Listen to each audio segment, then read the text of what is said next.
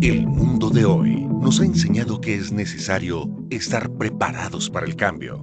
El cambio es movimiento, el movimiento es vida. La vida es la que nos empuja hacia la excelencia. La excelencia en salud al servicio de la comunidad.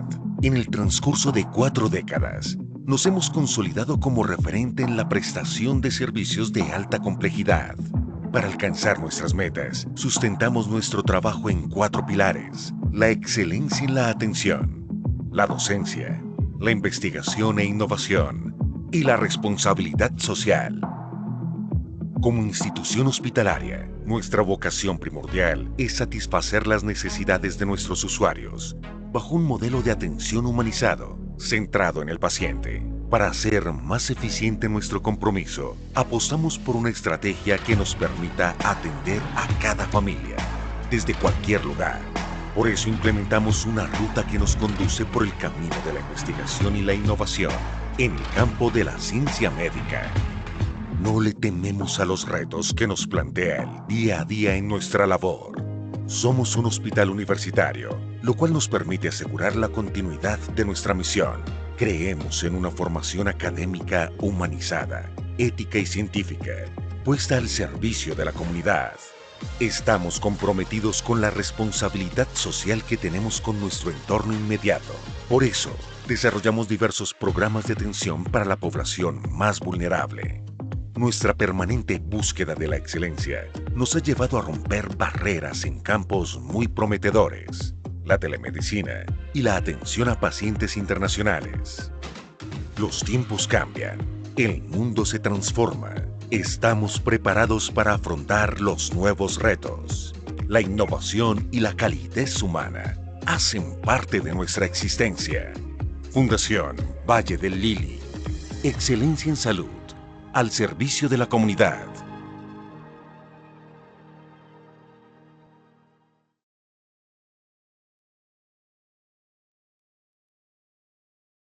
Hola, muy buenos días a todos. Bueno, me ausenté por un mesecito, estaba de vacaciones, ahora estamos de nuevo acá. Bienvenidos a todos para la jornada académica de dermatología, la número 81. Recordemos que esta jornada la hacemos el primer sábado de cada mes. Antes de arrancar, quiero agradecer a las personas que hacen posible esta conexión mes a mes. También agradecer a cada uno de ustedes que nos acompaña.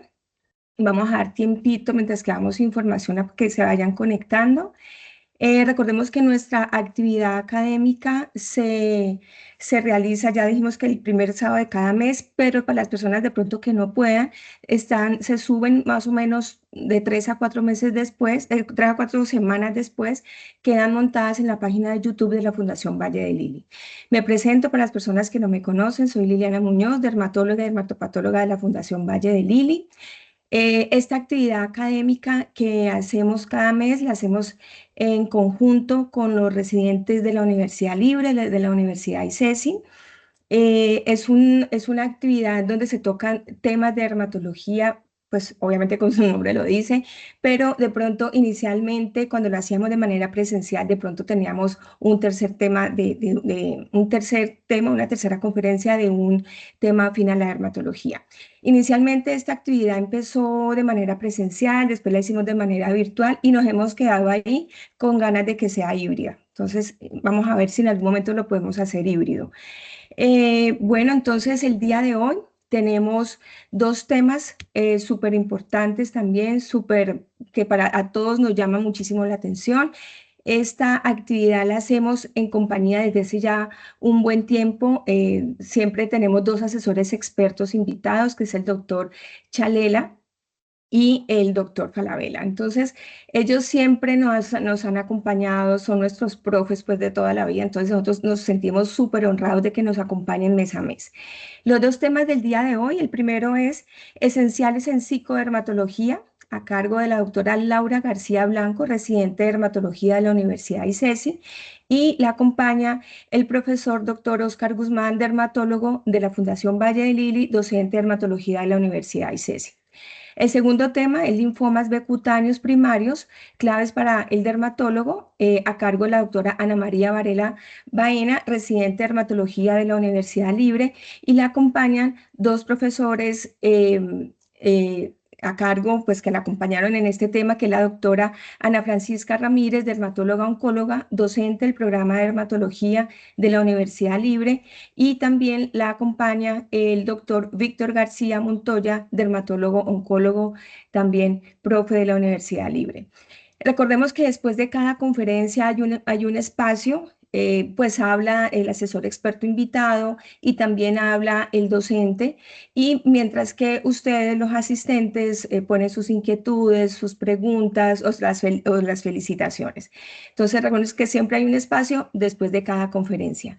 Bueno, entonces vamos a darle la entrada a la doctora Laura García. ¿Estás por ahí, Laura? ¿Ya? Hola, buenos días, ¿cómo Hola, están? Laura. Bueno, muchísima suerte. Te dejamos, ya me desaparezco yo, quedas tú con el tema esenciales en psicodermatología. Bienvenida, doctora. Listo. Por favor, me confirman si se puede ver la pantalla y si me ven y me escuchan bien. Sí te vemos, sí te escuchamos. Mira si pasan las diapositivas, pero creo que sí. Sí, sí pasó. Perfecto, sí. Listo. Buenos días para todos. Mi nombre es Laura García Blanco, soy residente de dermatología de la Universidad ICESI y la Fundación Valle del Lili. Preparé esta ponencia que titulé Esenciales en Psicodermatología. Mi tutor experto es el doctor Oscar Guzmán Mendoza, es dermatólogo y docente de la Universidad ICESI y de la Fundación Valle del Lili. Como primera instancia, quería darles un detalle curioso de esta imagen que pueden observar en esta primera diapositiva. Me basé en una imagen del test de Rorschach. Recordemos que Rorschach fue un psicoanalista que creó unas láminas para proyectar a sus pacientes que estaban creadas con tinta, y con estas imágenes que él le mostraba a los pacientes, él podía interpretar cómo eran aspectos de la personalidad de sus pacientes. Yo cuando vi esta imagen que creé con inteligencia artificial, se me pareció como una estructura cerebral, pero también la vi como si fuera el cuerpo de una mariposa. Y estas alas de la mariposa, para mi interpretación, van a ser el envoltorio emocional que nos da la piel. Esta es la agenda que trae para el día de hoy. Voy a explicar de qué trata la psicodermatología. Luego voy a explicar la interacción del eje psiconeuroinmune cutáneo, los trastornos de personalidad y enfermedades psicocutáneas que hay, los trastornos psiquiátricos primarios, secundarios y trastornos sensoriales cutáneos. Y por último vamos a hablar algo de acoso y resiliencia psicofisiológica y tratamiento para los trastornos más importantes psiquiátricos primarios.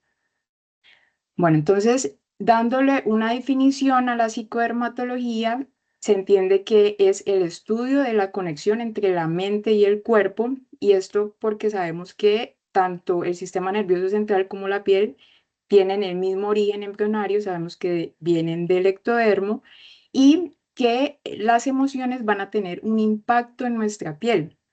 Por eso la psicodermatología también se conoce como la medicina psicocutánea, y va a comprender tanto el diagnóstico, tratamiento y manejo de desórdenes cutáneos en interacción de la dermatología con la psicología y la psiquiatría.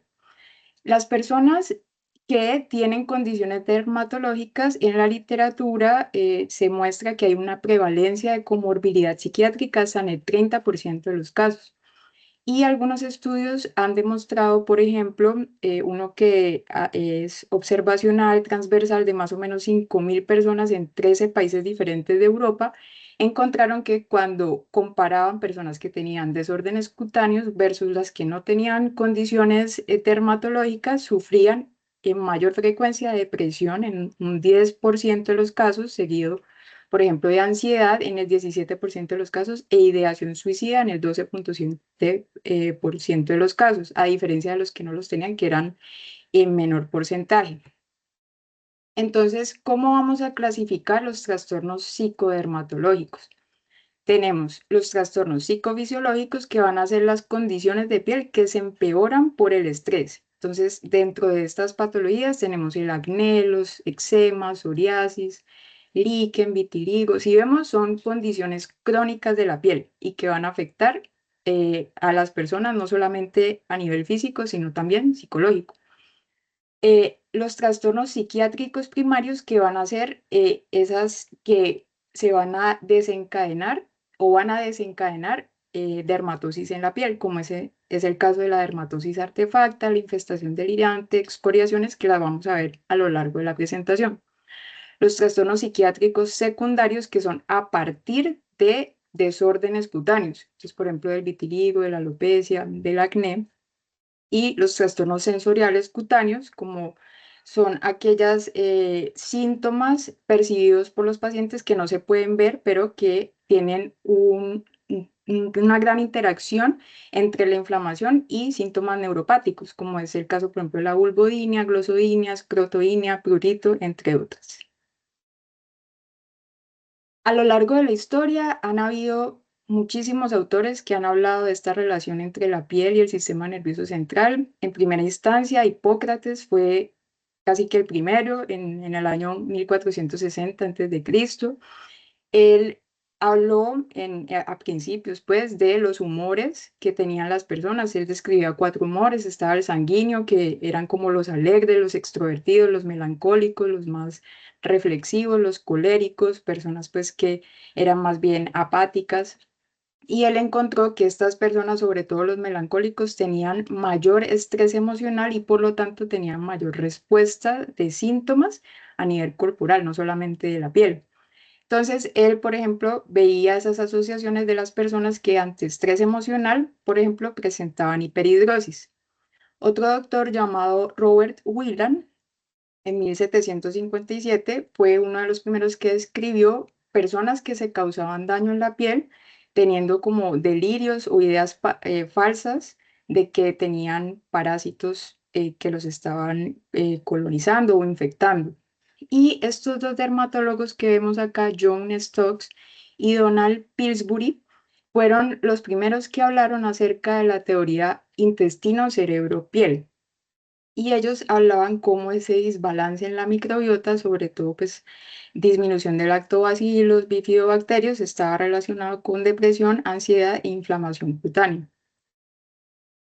Este otro doctor, que era un fisiólogo, Hans Selye, en 1936, habló por primera vez de los factores estresantes que desencadenaban estímulos tanto en la corteza suprarrenal como en estructuras cerebrales. Y él habló de la diferencia entre el estrés y el euestrés. El estrés como una respuesta fisiológica a diferentes demandas o amenazas del cuerpo, y el euestrés, que es una respuesta inespecífica neurovegetativa con liberación de hormonas, neurotransmisores, pero que ayudaba a mejorar el rendimiento del funcionamiento corporal, tanto inmune como también pues para poder mejorar la parte de nivel mental. Y Edwin Blaylock, en 1989, él hablaba de esa comunicación bidireccional entre el sistema inmunológico, los linfocitos, el cortisol, las catecolaminas, que en el cerebro a corto plazo pues tienen un efecto positivo, pero a largo plazo ya genera síntomas psicosomáticos. Entonces, ¿qué factores individuales relacionados van a encontrarse en las personas y que van a afectar pues su calidad de vida y también pues les va a generar estrés psicológico y síntomas físicos? Entonces encontramos que esas experiencias de abuso y de burlas en el pasado no solamente están relacionados a largo plazo y en la adultez de enfermedades crónicas, sino también que son disparadores tanto en la parte psicológica como en la percepción que tienen ellos sobre su apariencia y una selección como muy a la atención de percepción corporal, como mirándose defectos que tienen y que en realidad son ideas falsas. Esto a su vez pues les da falsas creencias, les da más como factores de riesgo para padecer condiciones psicológicas como depresión, ansiedad, y además de eso pues al final les disminuye su calidad de vida, les da más riesgo a tener polifarmacia y pues intensificar estas reflexiones y autoevaluación negativa. A nivel cerebral, ¿cuáles son los dos principales vías dopaminérgicas que van a estar involucradas en estos problemas psicodermatológicos?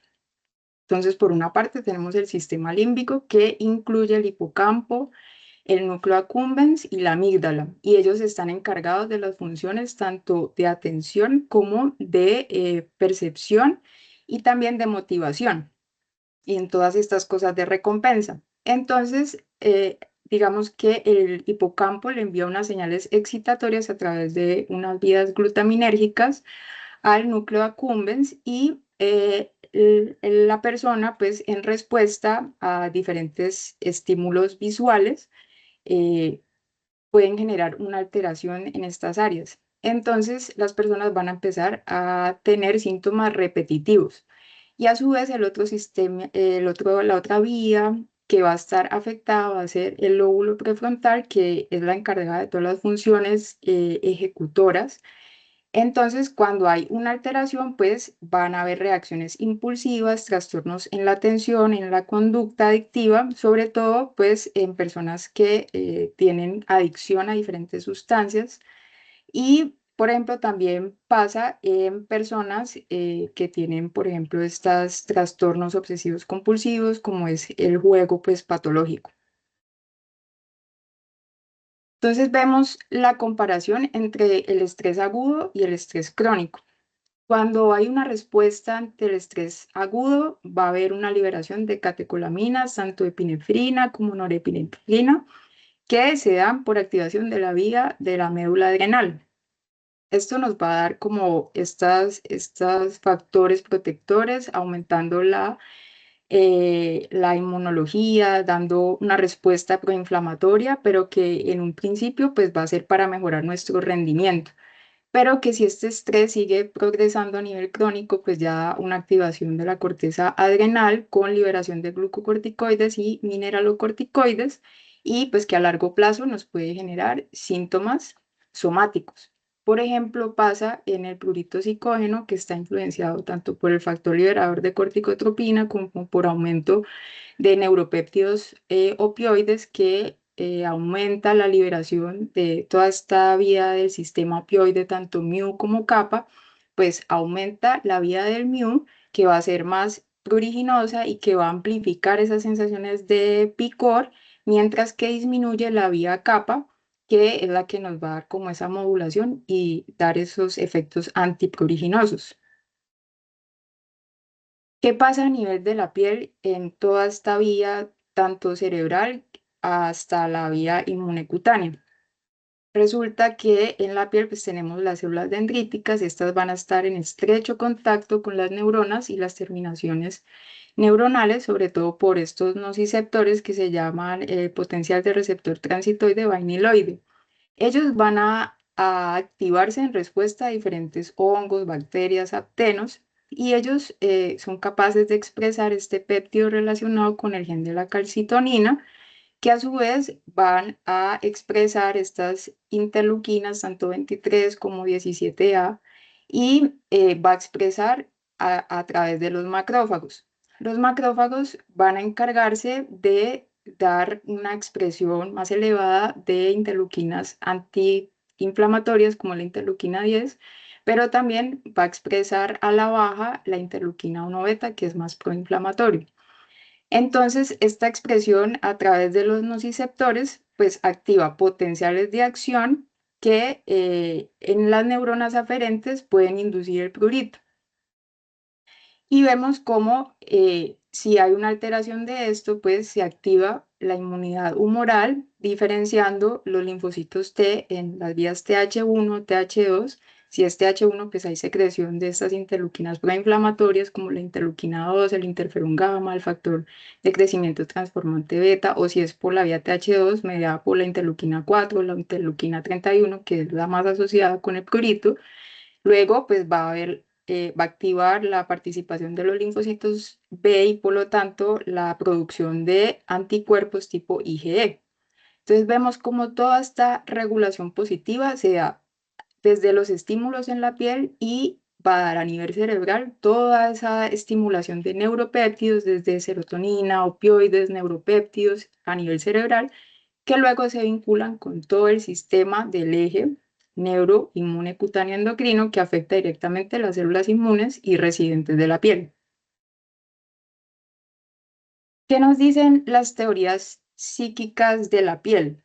Vick era una psiquiatra, Esther Vick, que ella nos daba o nos invitaba a pensar que la piel era nuestro envoltorio emocional y por lo tanto va a ser como esa primera parte receptora que se va construyendo en el tiempo a partir del vínculo que se tiene con la madre o con el cuidador y que nos va a dar ese soporte emocional y pues, nos va a dar la diferenciación y sostenimiento del mundo externo. Que si esto en edades, pues desde que se es bebé, si no se da buena función de esta parte psicológica, entonces el bebé puede desarrollar una segunda piel que lo que busca es contener el yo fragmentado mediante diferentes síntomas, por ejemplo, la hiperactividad, el control excesivo, el apego. Y ahí también podemos ver, por ejemplo, esa relación que hay entre la alergia y el objeto. Entonces, niños que tienen dermatitis atópica experimentan esa relación entre la enfermedad cutánea y van a tener dos sentimientos duales. Uno negativo, que es por la falta de contacto afectuoso, que puede ser por los padres, los compañeros, los amigos, por las lesiones visibles, o uno más positivo, que es cuando sienten ese alivio al rascarse o al frotarse diferentes medicamentos o ungüentos para aliviar los síntomas. Entonces vemos cómo está relacionado estos estados mentales que pueden llegar a ser psicóticos o a cambiar y generar trastornos de personalidad derivados del yo que no logra consolidarse desde que es bebé. Este modelo biopsicosocial se puede interpretar desde estas condiciones cutáneas eh, interpretados por diferentes trastornos de personalidad. Por ejemplo, aquellas personas que tienen ese trastorno más narcisista, cuando tienen estas condiciones, pues sienten más sentimientos de humillación, vergüenza por estas enfermedades. Las de personalidad limítrofe, por ejemplo, sienten que estas enfermedades le pueden amenazar la autoimagen y la autonomía, pues les da más ansiedad, más miedo al abandono, los obsesivos compulsivos, tratando como de evitar todo esto, siente que van a perder el control y que tienen como sentimientos de disgusto. Los paranoicos, por su parte, pues sienten como esas ideas irracionales de miedo, de pensamiento de que se les va a propagar, que puede ser contagioso. Y vemos como en un estudio que encontré que pacientes psiquiátricos que estaban hospitalizados aumentaban la frecuencia de percibir prurito, que era idiopático, y que a su vez mostraban diferentes rasgos de ira, de temperamento enojado, sentimientos de catastrofización de las enfermedades.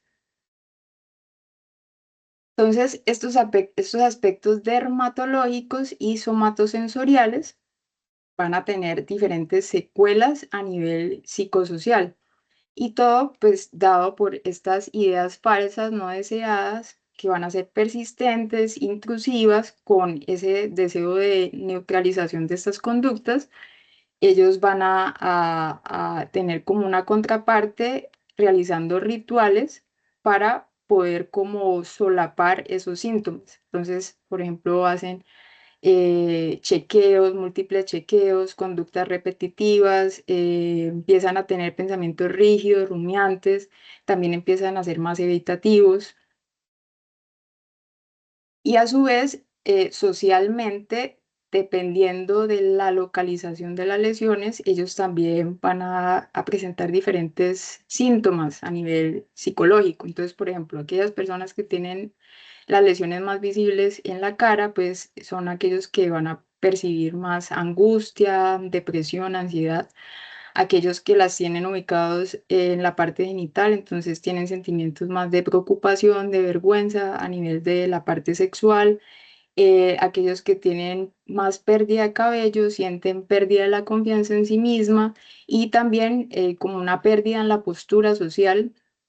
Los que las tienen localizados en las manos, en las uñas, también puede sentir como que están inhabilitados para realizar ciertas profesiones.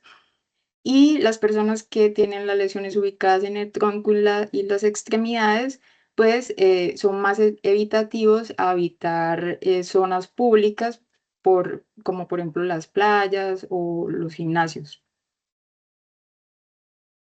Entonces, ahora sí vamos a empezar a hablar acerca de los trastornos psiquiátricos primarios. A nivel mundial, digamos que la prevalencia de estas enfermedades han aumentado, sobre todo ha alcanzado un porcentaje más o menos del 35% de los casos con síntomas somáticos, pero el que está más prevalente actualmente es el trastorno dismórfico corporal y pues esto asociado a que hay mayor impacto con la utilización de las redes sociales, con los filtros, como vemos pues actualmente, seguido del trastorno de excoriación, la tricotilomanía, onicofagia también entra en este combo de los trastornos obsesivo-compulsivos y por último, en menor frecuencia tenemos las dermatitis artefactas, las parasitosis delirantes, las alucinaciones táctiles. Entonces voy a empezar hablando de la dermatitis artefacta. Entonces es un trastorno caracterizado por la autoinfligencia de las lesiones cutáneas. Estas lesiones van a estar ubicadas en zonas que son de fácil acceso, por ejemplo, la cara, las extremidades, pero podemos ver que son muy polimórficas. Por ejemplo, se puede ver como úlceras, quemaduras, hematomas y que son lesiones muy crónicas y pueden estar en diferentes estadios. Y lo otro es que van dejando cicatrices. Las personas por lo general van a negar la autoría de estas lesiones, en general como puede ser un deseo inconsciente o consciente de asumir el rol de enfermo, pero por lo general tienden a minimizar como la gravedad de estas lesiones y pareciera que no se vieran afectados por la situación. Esta enfermedad, la dermatitis artefacta, tiene una prevalencia mundial entre el 0,05% hasta el 0,4% de los casos. El mecanismo de autoinflicción de estas lesiones puede ser mecánico, por ejemplo, por frote o rascado, incluso se pueden como ejercer succión, como por ejemplo es el caso de esta señora que tiene una lesión a nivel submandibular derecha. Ella negaba que se había manipulado la lesión, pero la tenía ya desde hacía 2 años. Se había aplicado múltiples ungüentos antibióticos, antimicóticos, incluso le habían realizado crioterapia. Y al final la señora aceptó que se lo había manipulado con unas pinzas. También pueden inducirse estas lesiones por calor, por frío, por diferente exposición a químicos, por autoinoculación de cuerpos extraños o incluso pues inoculación o inyección de bacterias, de patógenos o por flujo eléctrico o corriente eléctrica. Esta otra persona, por ejemplo, tenía estas lesiones en la mano no dominante. Le hicieron múltiples exámenes, tanto séricos como evaluando pues, la parte reumatológica, la parte hematológica, incluso le hicieron una biopsia y todos los exámenes se encontraban dentro de la normalidad. Entonces, eso también nos puede como hacer pensar en el posible diagnóstico. También se pueden observar estas lesiones que por el tiempo de evolución y porque son muy crónicas, que ese engrosamiento de la piel pues puede formar incluso pseudoalmohadillas, más que todo a nivel de los nudillos. Y por ejemplo, en este caso que le realizaron la biopsia de piel, pues se encontraba más que todo daño a nivel epidérmico con ausencia del estrato córneo, pero sin una reacción inflamatoria sustancial que sugiera como una causa. Entonces no se encontraron, por ejemplo, a nivel de dermis cambios vasculíticos o cambios en paniculíticos o trombóticos. Entonces no concordaba la clínica con el hallazgo, pues, en la histopatología. Y en los niños, digamos que la incidencia va a variar un poco más. Se puede encontrar un caso en 23.000, más que todo en niñas entre la edad de los 12,5 años. y pues no debe confundirse con las lesiones que van a ser infligidas por otras personas como los cuidadores, que ese ya es el síndrome de Munchausen y pues está más asociado con maltrato y abuso infantil. Pero sí podemos ver que son lesiones muy simétricas en áreas de fácil acceso. Acá vemos como si fuera equimosis de configuración muy lineal. Y pues en un principio, por ejemplo, esta niña no parecía estar preocupada por la lesión y siempre como que tratan de establecer relaciones poco realistas de cómo puede estar como produciéndose la enfermedad y casi siempre minimizando esa gravedad de la enfermedad. Dentro de los diferenciales de la dermatosis artefacta está la púrpura psicógena, que también se llama síndrome de Gardner-Diamond o síndrome de equimosis dolorosas, que es dada por un mecanismo de autosensibilización del estroma de los eritrocitos. Esto es una entidad que es muy rara, hay pocos reportes, y pues en realidad se da como después de haber descartado muchas causas patológicas, entre esas pues problemas hematológicos, reumatológicos y incluso pues hay una prueba que se puede realizar en estos pacientes que se llama la prueba de sensibilización intradérmica en el cual se saca sangre de las personas, esos eritrocitos se llevan a lavados autólogas y se centrifuga y se vuelve y se aplica 0,1 milímetros intradérmicamente, como se ve acá en este ejemplo, y hasta las 48 horas, si hay una equimosis, pues se podría considerar positivo. Pero pues estas lesiones prácticamente, pues digamos que uno las puede diferenciar porque ocurren durante o después de traumatismos, de cirugías o después de que la prueba intracutánea pues sea positiva. Entonces, diagnósticos diferenciales de esa púrpura facticia, tenemos los trastornos de coagulación, como la púrpura trombocitopénica idiopática, la meningococcemia, vasculitis, leucemia, eritema nodoso, telangiectasia hemorrágica hereditaria, enfermedad por riqueza, o sea, es completamente de exclusión. Otra de las patologías, hablamos del trastorno de excoriación, que es un trastorno por conductas repetitivas, impulsivas, incontroladas. Tiene una prevalencia más alta entre el 0,03 hasta el 9,4% de los casos. Frecuente en la adultez temprana, en la adolescencia, pero también tiene como un pico de mayor frecuencia en la adultez y se exacerba por estrés emocional, separación, desempleo, pérdidas. Se puede encontrar que estas personas también pueden tener daño en las uñas, pues por el trauma que se realizan. Y aquí podemos ver este signo que se llama el signo de la mariposa, en el cual las lesiones se excluyen en las caras superolaterales bilaterales de la espalda, que es donde no se alcanzan a rascar los pacientes. Y pues puede simular un prurigo nodular. Y de esta misma rama de las excoriaciones, pues está el acné excoriado, que fue descrito por primera vez por Louis Brouk como acné excoriado de las mujeres jóvenes, porque se ha notado que se da más en las mujeres. Y son como esos impulsos repetitivos de mujeres que con la manipulación física de las lesiones del acné, pues sienten como un alivio al estrés o a ciertas emociones que las estresan. Se puede ver que las lesiones se van a ver con bordes más angulados, hipertróficos, nódulos, cicatrices. Y más o menos del 30 al 45% de las personas buscan un tratamiento activo, pero solo logran consolidarlo más o menos el 19% de los casos. El trastorno que más ha tenido impacto en los últimos años es la dismorfofobia o trastorno dismórfico corporal, que es esa fijación excesiva por defectos corporales, pues como sin una evidencia objetiva y pues que genera estas conductas compulsivas que más que todo tienen un impacto alto de exigencia estética y se da más frecuente en contextos pues dermatológicos y estéticos. La prevalencia es más o menos de hasta el 11% de los casos, se da más que todo en mujeres en edad reproductiva hasta los 50 años más o menos.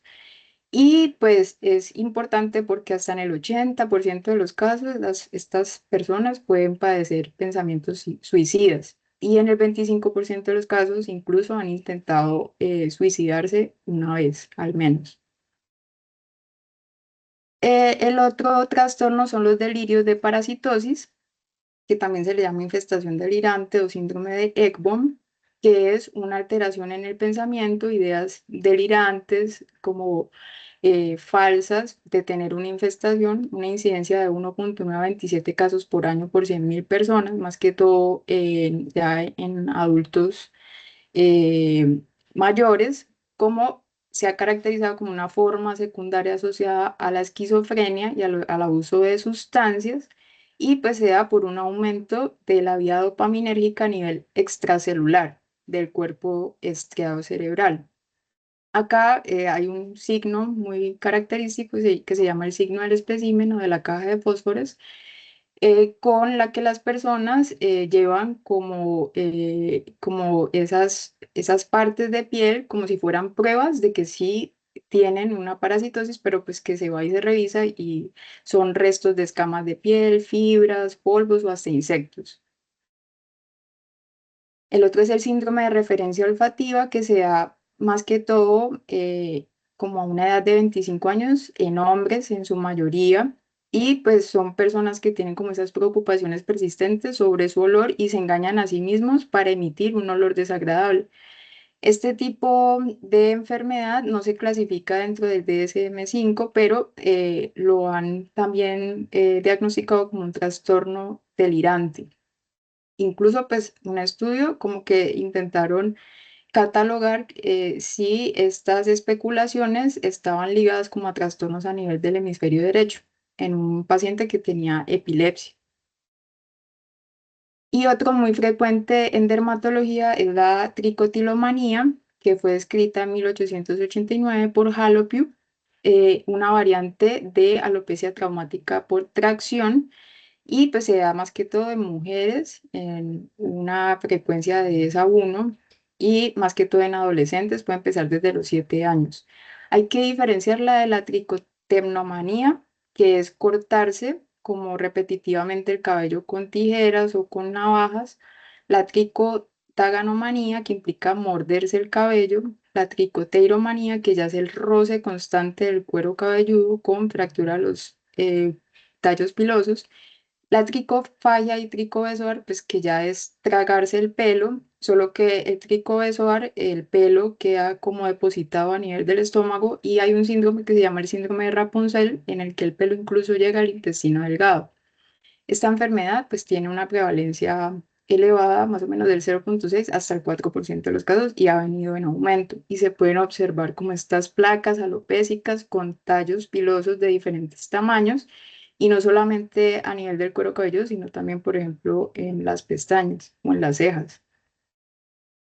Entonces, hay diferentes signos tricoscópicos que nos pueden hacer diferenciar de otros tipos de alopecia. Entonces, por ejemplo, acá podemos observar, aparte pues, de la variabilidad en la distancia y el tamaño de los pelos, pues vemos, por ejemplo, estos pelos en llama, que vemos como el pelo que en su parte distal va a estar roto, pero también se puede ver como esa punta angulada y como translúcida, como si simulara una llama. Acá también la podemos ver. O por ejemplo los pelos en tulipán, que vemos que ya terminan como con una punta más angulada. O por ejemplo los pelos en B, que de un mismo folículo piloso vamos a encontrar dos tallos de pelo de diferente tamaño con ruptura distal. O también estos que pueden ser pelos con pigmentación negra, en el cual se puede ver como esa pigmentación distal en la punta por una ruptura reciente. Y pues esto está asociado más que todo con disfunción de los circuitos a nivel cortical y estriatal del tálamo. Ya hablando de los trastornos psiquiátricos secundarios, pues tenemos, por ejemplo, las afecciones cutáneas pruriginosas asociadas, que se dan desencadenadas por condiciones cutáneas. Entonces, por ejemplo, la dermatitis atópica, la psoriasis, prurigo nodular, enfermedad de Ariel. También tenemos causas sistémicas de prurito, por ejemplo, los trastornos metabólicos como el urémico, el colestásico, endocrinos, infecciones como el VIH, las neoplasias. Y a nivel neurológico tenemos pues el antecedente de accidente cerebrovascular, esclerosis múltiple, neuropatías periféricas.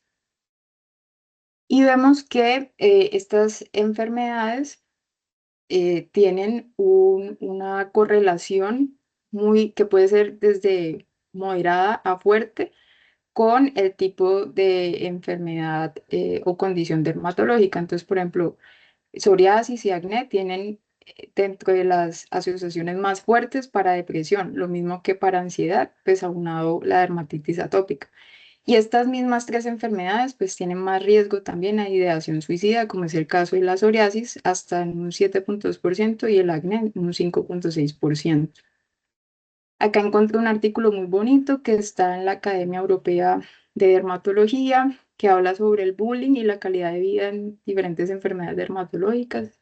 Ellos hicieron unas encuestas que fue pues a nivel multicéntrico en personas que estaban afectadas en su piel y pues que querían saber cómo les había como desarrollado en su condición, si habían tenido burlas o si habían tenido bullying en medio del proceso. Por ejemplo, aquellos que tenían dermatitis atópica y que eran niños, mencionaron que en el 39,2% de los casos habían sido alguna vez acosados. E incluso en edades adultas han percibido y han manifestado a los pacientes que hasta en el 33% de los casos alguna vez han tenido discriminación por dermatitis atópica. Y como general, en el estudio reportaron que 63% de los casos tuvieron consecuencias a largo plazo. Y eso incluía problemas somáticos con enfermedades crónicas, dolor crónico en la adultez, ansiedad, depresión, incluso riesgo a suicidio. Y la prevalencia de acoso en general de todo el estudio fue 26,9% de los casos y manifestaba que de estas personas que fueron acosadas, solamente el 66% lo informaron a alguien de su red de apoyo, pero el 35 al casi 50% de los casos no se lo dijo a nadie. Vemos que las personas que estuvieron más afectadas fueron adolescentes entre los 13 a los 15 años. Entonces, ¿qué tenemos para el tratamiento de estos trastornos psiquiátricos primarios y también secundarios? Entonces, pues primero, lo más importante durante todo este ejercicio del médico es brindar psicoeducación, también darse como el espacio abierto a hablar con la persona, que la persona pueda manifestar, por ejemplo, cómo se siente en su ánimo, cómo está su apetito, su calidad del sueño y poder intervenir para que la persona, por ejemplo, pueda empezar nuevas rutinas que cambien su hábito de control o, por ejemplo, realizar ejercicio y pues que esto pueda influir en su calidad de vida. Todo esto puede lograrse mediante un lenguaje no verbal, haciendo preguntas abiertas para la detección de este tipo de síntomas psicológicos y pues, realizar un seguimiento detallado para comprender los patrones individuales de la personalidad de cada paciente. También hay un tipo de tratamiento no farmacológico que se llama, pues, que es un entrenamiento autólogo, que ahorita se los voy a explicar, que se trata en la reversión de los hábitos y pues también incluye, por ejemplo, la terapia cognitivo-conductual. Y por último, tratar de hacer un manejo integrado con otras especialidades, sobre todo pues, con profesionales de la salud mental que estén capacitados y entrenados para dar también un manejo farmacológico. Entonces, como dermatólogos, en primera instancia, después de haber detectado estos casos, pues uno puede dar un soporte educacional y ya luego dar un tratamiento tópico que va a incluir emolientes suaves, antimicrobianos, si es el caso, productos sin jabón, gel de baño y champús sin alérgenos. También se puede vendar las lesiones, ya que la persona al no verse estas condiciones en su piel puede disminuir la manipulación y como esas conductas repetitivas de estarse manipulando y rascando. apósitos para las heridas, desbridamiento superficial, analgésicos tópicos, antimicrobianos tópicos y también tratamiento sistémico, por ejemplo, con analgesia se puede empezar y con antimicrobianos o antifúngicos orales, pues si es necesario. Y pues derivar al psiquiatra, aunque también podríamos dar como un paso inicial con algunos inhibidores de la recaptación de serotonina o inhibidores pues de tanto de la recaptación de serotonina como la adrenalina y antipsicóticos. Entonces, lo reportado en la literatura de manera farmacológica para este tipo de psicodermatosis, sobre todo si está asociado con ansiedad, en primera línea son los inhibidores de recaptación de serotonina, aunado a antihistamínicos y ya en últimas líneas de tratamiento las benzodiazepinas, a diferencia de hace unos años que se creía que la ansiedad pues, se trataba primeramente con las benzodiazepinas. Digamos que estas benzodiazepinas son más pues como para casos donde haya ansiedad o estos síntomas más agudos. Y pues incluir el manejo no farmacológico como la meditación, terapia con sus grupos de apoyo, terapia musical, terapia cognitivo-conductual. Para la depresión, pues están los antidepresivos con estas mismas terapias no farmacológicas como terapia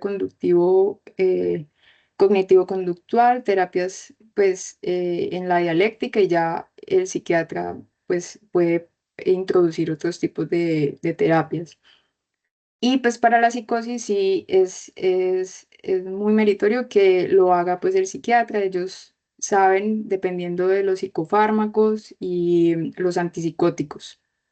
Y para los trastornos obsesivos compulsivos pues está en primera línea también los inhibidores de recaptación de serotonina. Se sabe que estos tratamientos por lo menos deben establecerse durante 6 meses a un año, incluso pues después de la respuesta terapéutica mantenerlas para evitar cualquier tipo de recurrencia.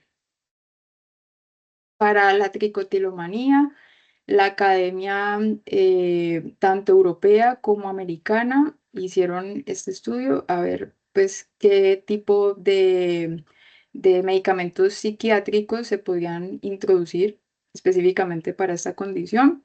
La europea mencionó que ellos utilizaban más que todo antipsicóticos y benzodiazepinas, pero digamos que luego de estos están los inhibidores de recaptación de serotonina como la sertralina y el escitalopram. Y de todos los medicamentos, uno que tuvo buen resultado, sobre todo en monoterapia, y que disminuyó en un 66.6% las conductas con buena evidencia y significancia estadística fue la olanzapina de 10 miligramos al día.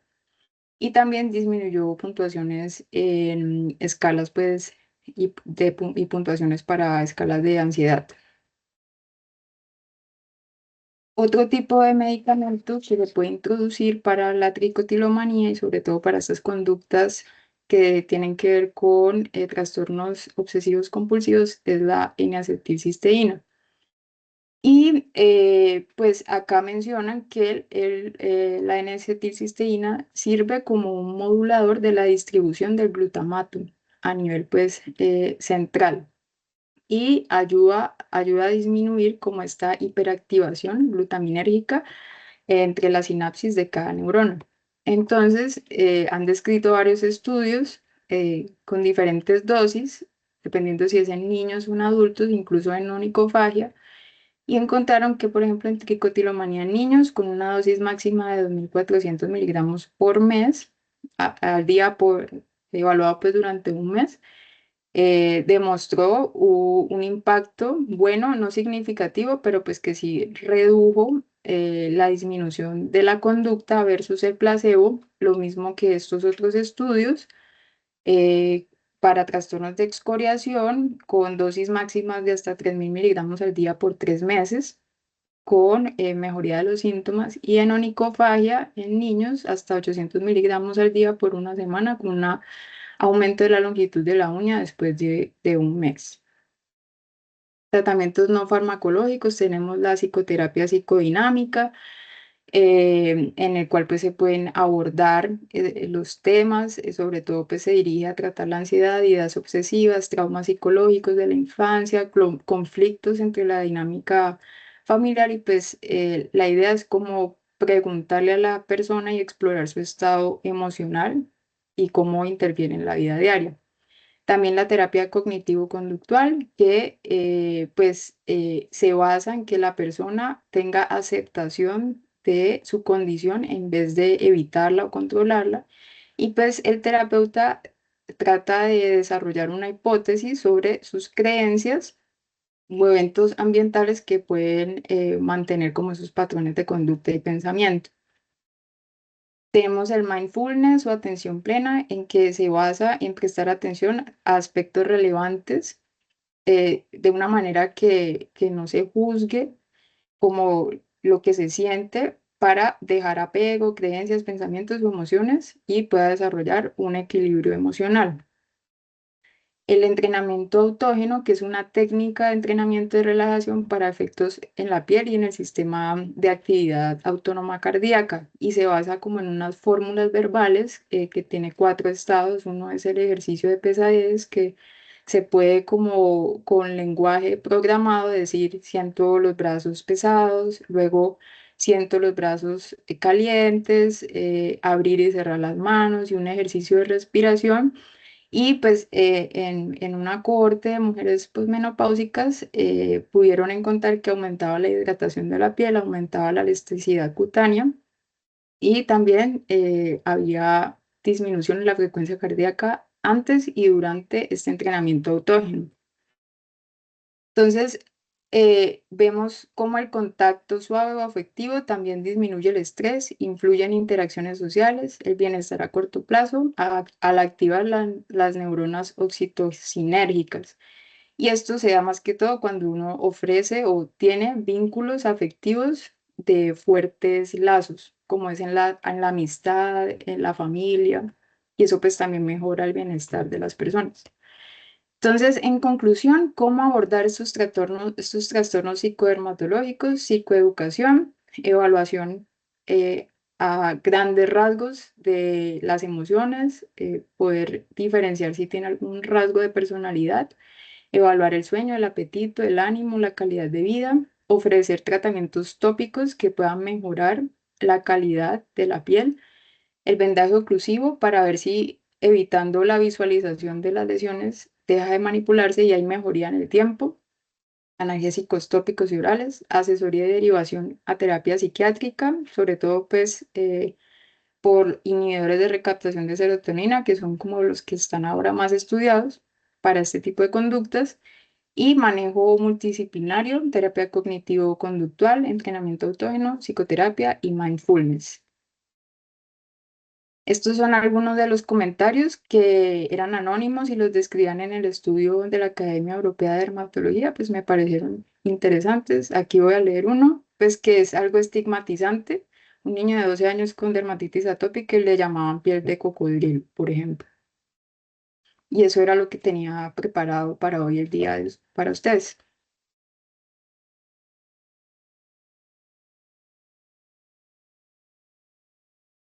Bueno, doctora Laura, de verdad, muchísimas gracias por esta presentación, por esta conferencia. De verdad que sí que es muy importante también nosotros recordar que la piel también habla y que detrás de cada síntoma puede haber una historia emocional que merece ser escuchada.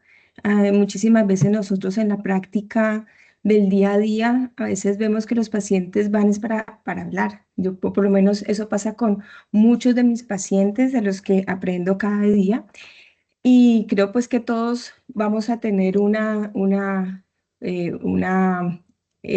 enseñanza de esta conferencia y bueno, quiero dejar que nos comente el doctor Oscar Guzmán, que ahorita hace parte del grupo docente de la Universidad ICESI, de la Fundación Valle de Lili, fue nuestro residente.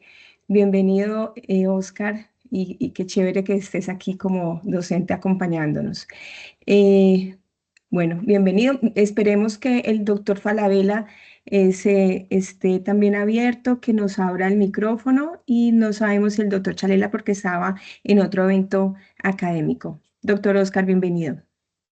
Hola, muy buenos días para todos, doctora Liliana, doctora Laura, la felicito, realmente conozco de primera mano, pues digamos como todo el interés que le puso a este proyecto, pues de presentación, realmente pues es un tema bien amplio, pero yo creo que siempre hay como algunos puntos claves que uno como especialista y que está viendo pacientes todos los días, pues digamos como que te debe llevar para que estos pacientes de alguna forma tengan una mejor calidad de vida, ¿cierto? No solamente pensar que siempre hay una enfermedad y esto, sino el enfoque que le hacías a la importancia del bienestar de la piel y pues también que eso conlleva un bienestar psicológico y psiquiátrico pues para las personas que se ven afectadas.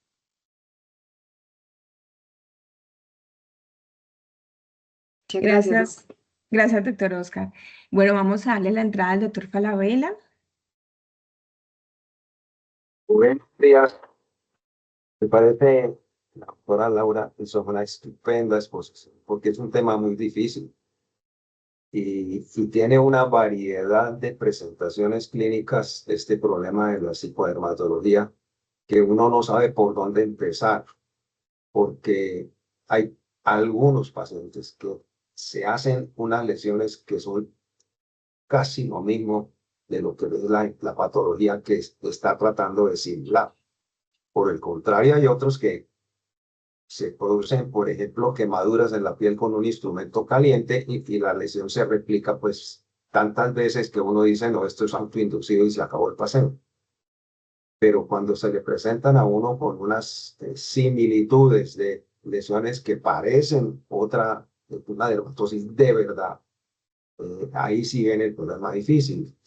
Recuerdo en mi residencia una señora que venía con una úlcera en la cara anterior de la pierna, en el tercio medio, y pues ahí no había ninguna razón para que hiciera una lesión de tipo ulcerativo, a no ser que fuera una neoplasia o fuera eh, algo como una lesión de las normales que aparecen en esa zona de esclerodermia localizada, todas las que quieran poner, y que se ulceraba porque para algún factor de que tenía que ver con el manejo de la paciente con esta úlcera, pero lo simpático era que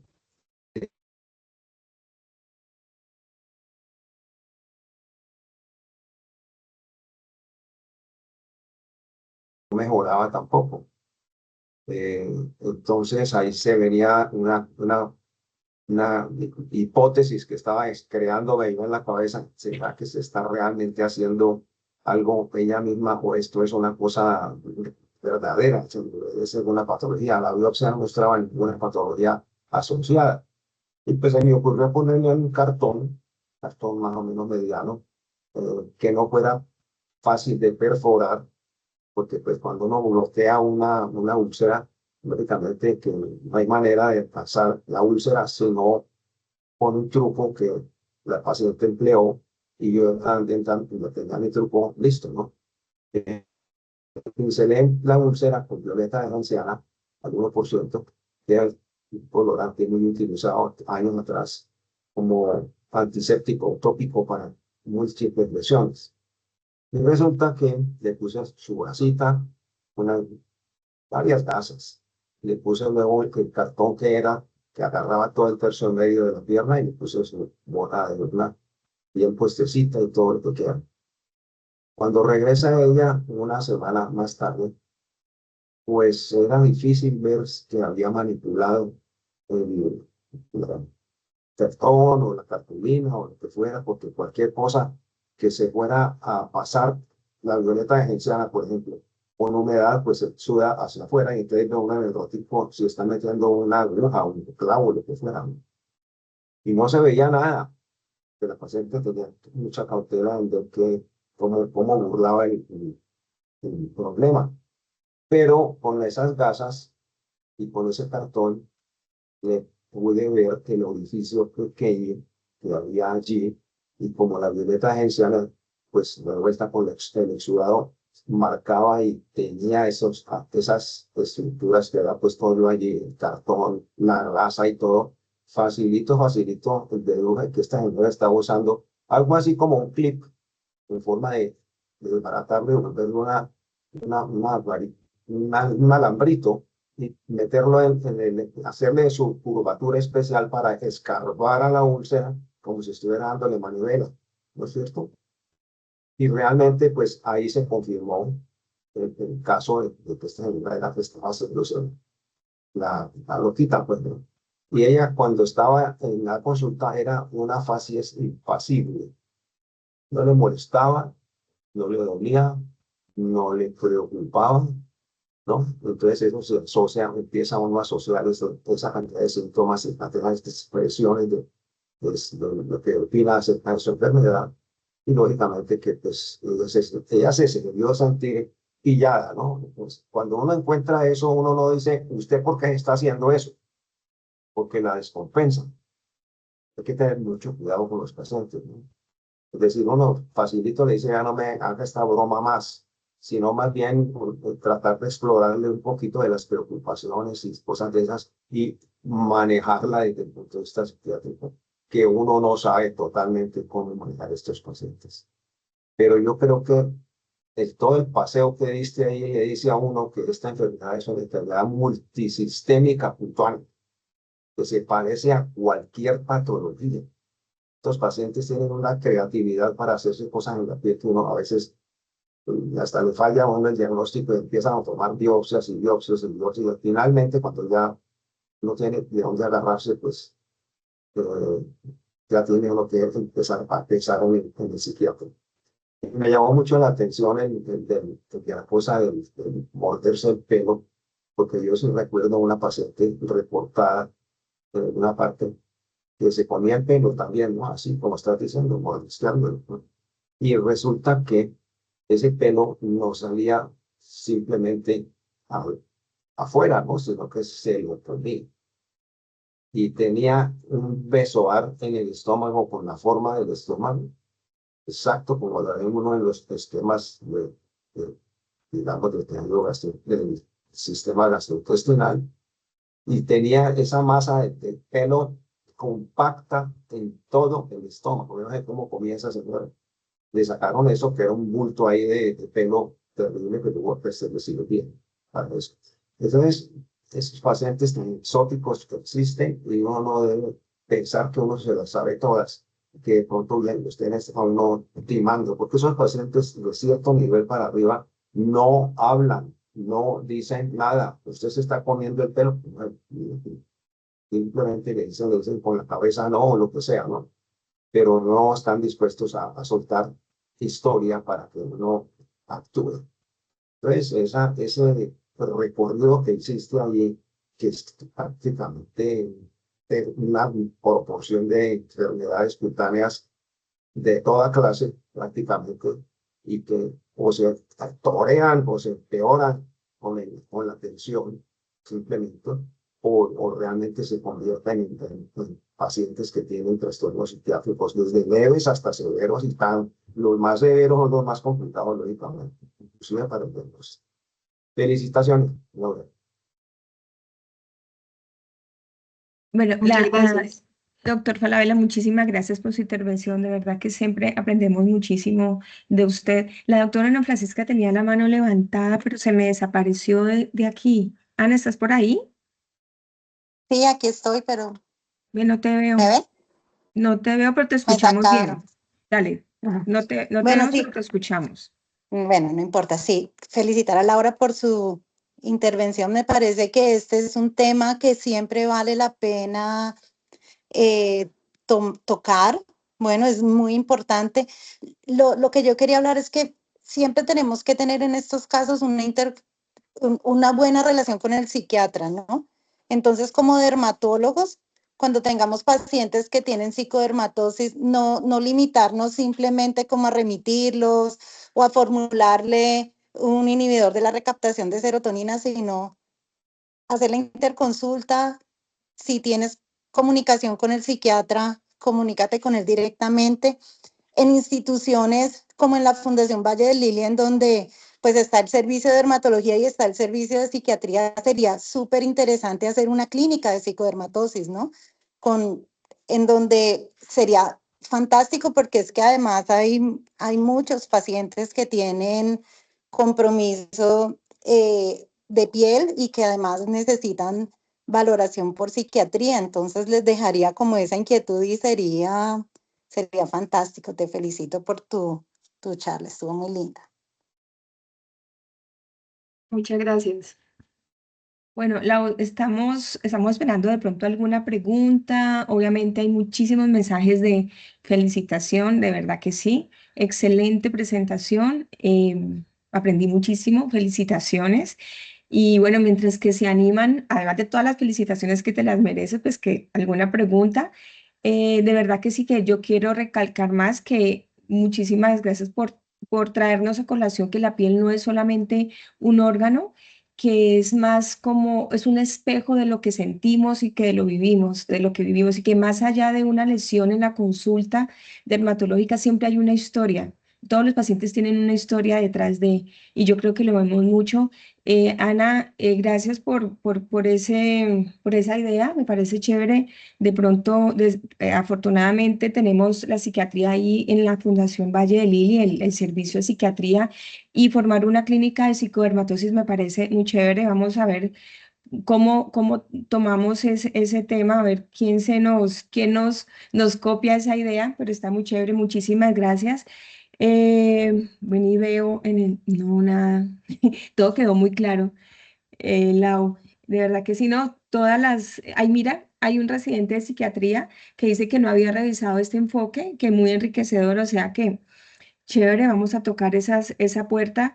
Eh, y bueno, como Oscar fue el profe de aquí, de pronto por aquí nos podemos meter, Oscar, de verdad que sí, muy chévere. Sí, es una excelente idea. Muchas gracias, doctora Ana Francisca. Bueno, no, muchas felicitaciones y todo. Creo que no hay nada más. Bueno, entonces vamos a continuar con nuestra jornada, con nuestro segundo tema. Muchísimas gracias a los profe por sus intervenciones. El doctor Chalela definitivamente está en su actividad de dermatitis atópica en Cartagena y pues no se pudo conectar. Bueno, para el próximo mes lo esperaremos también. Bueno, entonces sigamos con nuestra jornada, con nuestro segundo tema. Si me ponen el banner como chancuco para hablar del segundo tema, porque sí es un tema que es larguito, a ver si me lo ponen. Entonces, bueno, vamos a invitar a la doctora Ana María Varela con el tema linfomas B cutáneos primarios, claves para el dermatólogo. Y la va a acompañar la doctora Ana Francisca Ramírez y el doctor Víctor García. Bienvenidos. Bienvenida, doctora. Doctora, muchas gracias y buenos días a todos. Voy a compartir mi pantalla. Me confirman si la ven, por favor. Estamos viendo. Ahí ya pueden ver mi pantalla. Sí, sí, mira a ver si te pasa. Mm, Listo, Sí, señora, perfecto. sí te pasa. Bueno, entonces, bueno, mi nombre es Ana María Varela, yo soy residente de tercer año de dermatología de la Universidad Libre y el día de hoy vamos a hablar de linfomas B cutáneos primarios, claves para el dermatólogo. Antes de dar inicio, quiero dar un agradecimiento especial y mención a mis tutores, la doctora Ana Francisca Ramírez y el doctor Víctor García Montoya, dermatólogos oncólogos, quienes me asesoraron y acompañaron durante la elaboración de esta ponencia. Entonces, para iniciar, este es el contenido que vamos a manejar el día de hoy y nos vamos a poner un poco en contexto. ¿Se escucha bien o hay algún problema? Bueno, entonces Te continuamos. escuchamos bien. Entonces Dale. vamos a empezar poniéndonos un poco en contexto. Recordemos que los linfomas son neoplasias malignas que son del tejido linfoide, donde hay una proliferación de los linfocitos, una proliferación clonal y desordenada. Ellos se pueden clasificar por tipo histológico o por localización. En cuanto al tipo histológico, estamos hablando de linfomas Hodgkin y no Hodgkin, y en cuanto a su localización, en ganglionares y extraganglionares. Aquí un poco más a detalle, vamos a ver que dentro de los linfomas Hodgkin tenemos el linfoma Hodgkin clásico y el de predominio linfocítico nodular y el clásico a su vez con sus 4 subtipos. Y los linfomas no Hodgkin se dividen por célula de origen, células B, células T o células NK. En este caso vamos a hablar de linfomas de células B. En cuanto a la localización primaria, entonces tenemos ganglionares y extraganglionares. Vamos a ver que pues obviamente ganglionares se producen en los ganglios linfáticos y extraganglionares van a ser dependiendo del tejido en el que estén, sistema nervioso central, tubo digestivo, en este caso la piel, y vamos a hablar de linfomas B. Entonces ya entrando en materia, en cuanto al esquema clasificatorio de los linfomas B cutáneos, estos, como ya lo mencioné, son un tipo de linfoma no Hodgkin y se dividen en dos categorías principales según su origen y patrón de presentación clínica. Tenemos linfomas B primarios cutáneos y esto quiere decir que se originan y se mantienen confinados en la piel al momento del diagnóstico, y los linfomas B secundarios son la diseminación cutánea de linfomas sistémicos o ganglionares. Entonces, a su vez, los linfomas B primarios se dividen en indolentes y agresivos. Y los linfomas B secundarios pues van a variar según el linfoma de origen y la extensión sistémica que tenga. Entonces, ya puntualizando en nuestro tema, el que nos atañe el día de hoy, los linfomas cutáneos primarios de células B son neoplasias linfoides con ausencia de enfermedad extracutánea al momento del diagnóstico. Estas neoplasias son poco frecuentes, aunque su incidencia viene en aumento. Se calcula una incidencia anual de 4 por millón de habitantes años en la población general, y la incidencia aumenta significativamente con la edad. Es decir, es excepcional antes de los 40 años y presenta un pico entre los 60 y 70 años. Representan entre el 20 y el 25% de todos los linfomas cutáneos primarios, predominan varones, blancos no hispanos y mayores de 50 años, y tiende a permanecer localizado en la piel por periodos prolongados. Las residuas cutáneas son frecuentes, pero esto no impacta significativamente en el pronóstico. Entonces, ya para empezar a entender los linfomas cutáneos B, debemos de hablar y hacer unas salvedades en unos términos generales. Entonces, tenemos los órganos primarios, linfoides primarios, que básicamente son la médula ósea y el timo. Y tenemos los órganos linfoides secundarios, que están los ganglios linfáticos, el vaso y el tejido malo.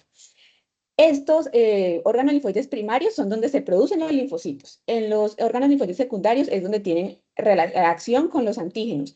Y los folículos o no, los linfoides secundarios, son cuando ya están activados. Entonces vemos que los folículos secundarios tienen tres estructuras. El centro germinal, que a su vez tiene dos zonas, la zona oscura y la zona clara, como la podemos ver acá. En la zona oscura tenemos los centroblastos, que acá los detallamos, y en la zona clara tenemos los centrocitos. Estos básicamente centroblastos son los que dan la proliferación clonal, y los centrocitos ya son maduros o activados y van a dar como diferenciación somática.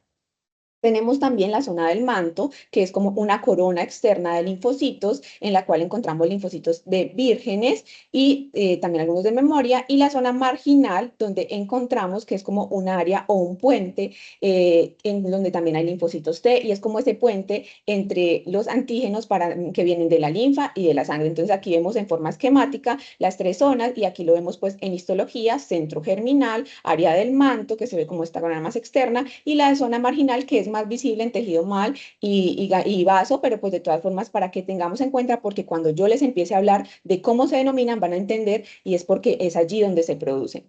Entonces, esta clasificación es de las guías NCCN 2024, y vemos que la más reciente nos habla de que tenemos 4 categorías. Entonces, linfomas de zona marginal, donde encontramos el linfoma cutáneo primario de zona marginal; linfomas del centro folicular cutáneo, donde tenemos el linfoma primario cutáneo centro folicular; y linfomas de células B grandes. Aquí tenemos el linfoma cutáneo difuso de células B grandes tipo pierna y el linfoma cutáneo de células B grandes intravascular. En una cuarta categoría tenemos las proliferaciones linfoides y linfomas asociados con deficiencia o disregulación inmune. Y aquí tenemos la úlcera mucocutánea e Epstein-Barr positivo. De estos, los más frecuentes son 3, y son los que se encuentran en la población con mayor frecuencia, aunque la incidencia es baja, y son los que siempre vamos a encontrar referenciados, porque los otros son extremadamente raros. Entonces, hablando aquí, les mencioné que se dividían en indolentes y de bajo grado, y dentro de los indolentes y de bajo grado tenemos el linfoma cutáneo primario de células B centrofoliculares, que es el más frecuente de todos, representa entre un 30 a un 50% de los casos, y en algunos estudios hasta un 57%, que se origina pues en el centro folicular. El linfoma cutáneo primario de células B de zona marginal es el segundo en frecuencia y también es indolente y de bajo grado. Este representa aproximadamente el 20 al 30% de los linfomas B cutáneos primarios. Y ya en cuanto a los agresivos y de alto grado, tenemos el linfoma cutáneo primario difuso de célula grande tipo pierna, que es el más agresivo y representa el 11 al 19% de todos los linfomas B cutáneos primarios. Por eso les decía, los otros son mucho más raros, aunque están contemplados en la clasificación. Cuando se desarrolla el algoritmo no enfatizamos enfatizan mucho en ellos, pero los vamos a mencionar. Entonces, vamos a empezar hablando de los indolentes de bajo grado del linfoma primario del centro folicular. Este es el más frecuente, como les mencionaba, representa un 10% de todos los linfomas cutáneos primarios en caucásicos y afecta a adultos de edad media, aproximadamente una edad en el diagnóstico entre 51 a 58 años. Tiene un predominio masculino y su supervivencia es muy buena. A 5 años se estima una supervivencia mayor del 95%. Algunos casos raros se reportan en piernas y en estos casos, con esta presentación atípica, la supervivencia es menor hasta de un 41%. Es poco frecuente en afroamericanos, sin embargo, cuando se presenta, lo hace a una edad más temprana y se asocia a enfermedad regional o generalizada. Ya en cuanto a la clínica, se presenta como un nódulo solitario, generalmente eritematoso o violáceo, o también puede presentarse como múltiples nódulos o placas, aunque lo más frecuente es que sea solitario. Se ubica frecuentemente en cabeza, sobre todo frente y cuero cabelludo, y también en cuello o tronco. Su crecimiento es lento e indoloro, y es menos frecuente, pero se han descrito formas miliares o acuminadas que se presentan con múltiples pápulas en cara, y en estos casos pueden simular acné, rosácea o foliculitis, entonces tenerlo en cuenta, sobre todo en pacientes adultos mayores con estas presentaciones. Linfoma de Crosty o reticulocitoma del dorso, otra presentación poco frecuente pero descrita, que son placas concéntricas anulares figuradas con máculas o pápulas periféricas en el tronco. Es poco frecuente que sea multifocal, como se los había manifestado, o generalizado, pero se describe hasta en el 15% de los casos. La ulceración se presenta principalmente en los linfomas cutáneos del centro folicular de larga duración, y la afectación extracutánea se presenta hasta en un 10%. La recurrencia es frecuente, 20 a 50% de los casos. Entonces, continuando con estos indolentes o de bajo grado, tenemos el linfoma cutáneo primario de células B de la zona marginal.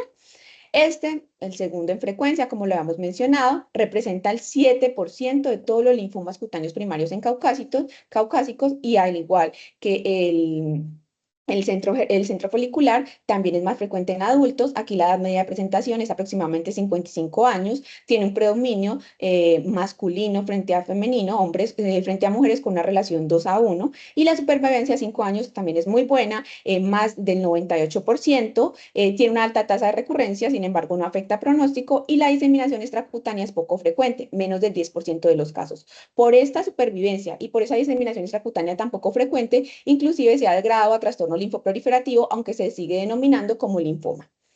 En la clínica se presenta como nódulos pequeños o placas múltiples eritematosas a violáceas. En este caso es más frecuente que sea múltiple a que sea solitario, a diferencia del centro folicular. Se ubica frecuentemente en tronco o extremidades, sin afectar la cabeza y el cuello, aunque hay pues algunas excepciones. El crecimiento es lento e indoloro.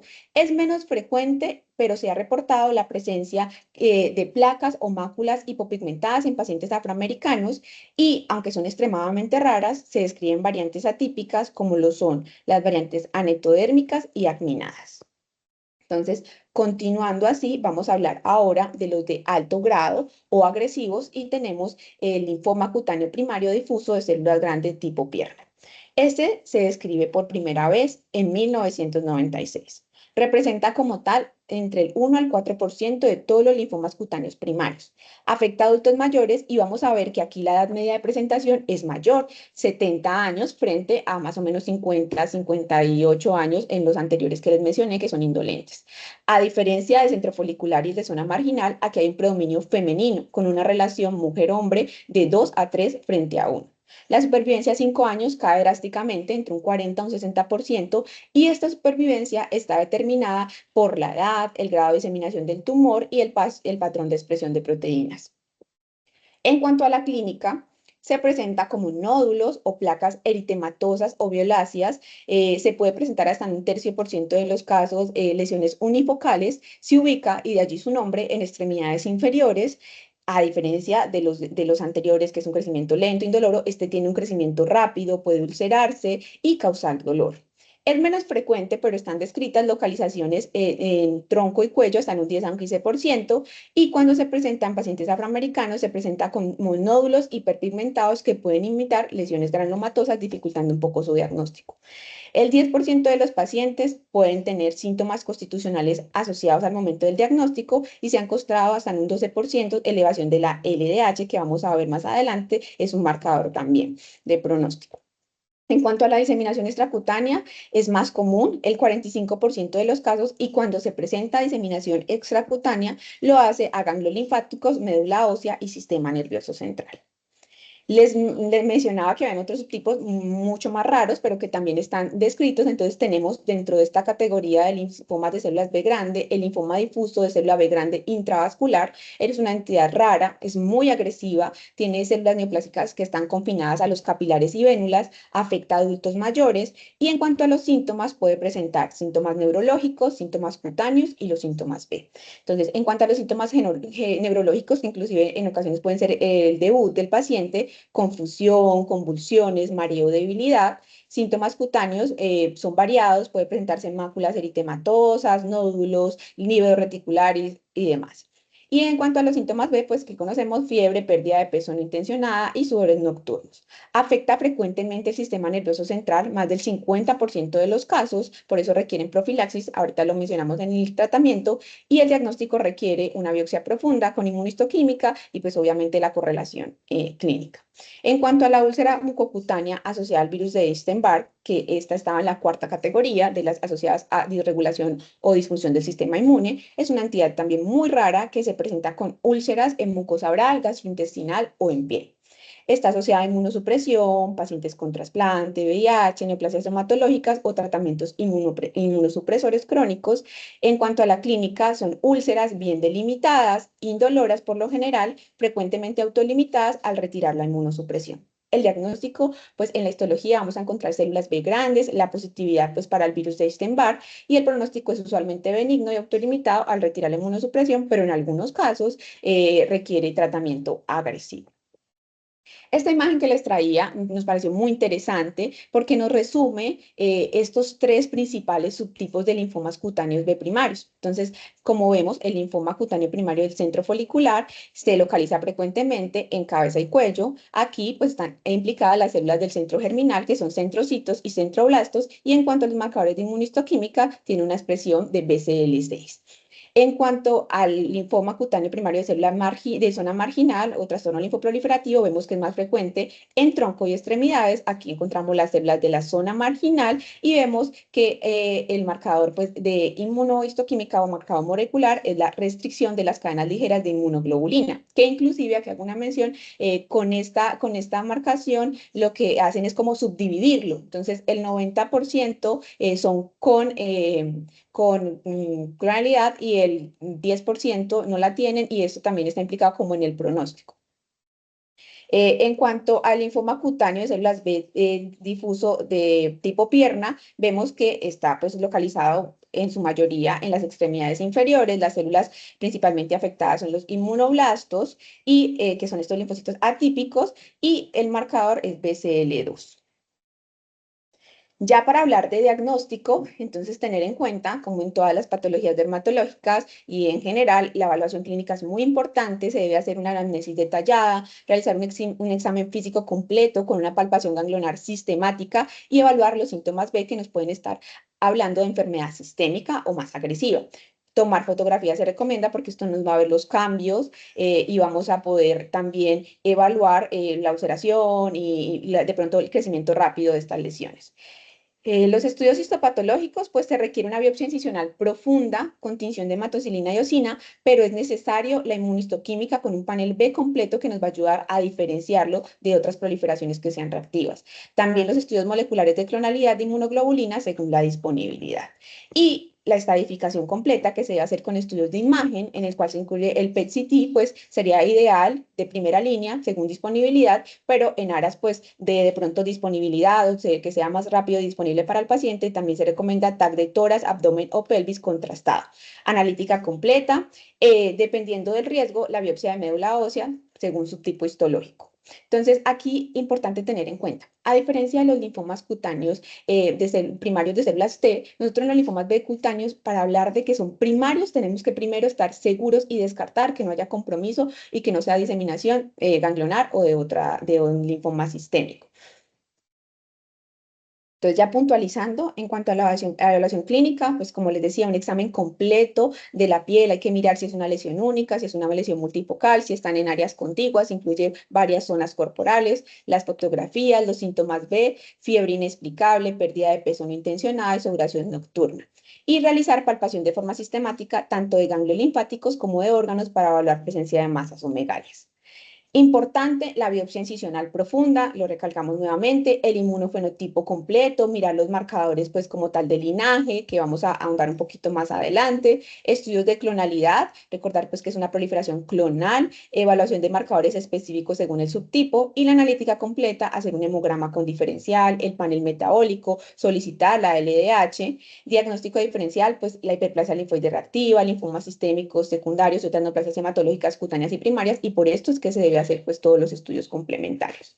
Entonces, es opcional en los subtipos indolentes hacer biopsia de médula ósea, citometría de flujo en sangre periférica o electroforesis de proteínas para descartar gamapatía monoclonal. Sin embargo, sí está indicado en el caso de que un paciente con un subtipo indolente, sobre todo centrofolicular, tenga síntomas sistémicos, enfermedad diseminada o citopenias inexplicables o leucocitosis. Y estos estudios sí son obligatorios en los pacientes que tienen subtipos agresivos, como el linfoma cutáneo primario de células B, difuso de células B grande tipo pierna.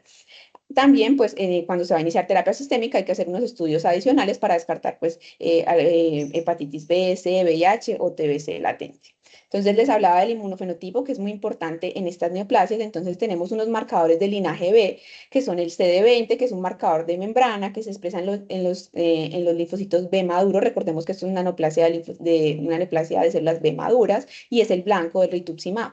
Tenemos el CD79A, que es un marcador de membrana del receptor de célula B, se expresa desde la célula pro-B hasta células plasmáticas, es más sensible pero menos específico, y el PAC5 es un factor de transcripción nuclear que está presente desde pro-B a maduros y no en células plasmáticas y es muy específico del linaje B.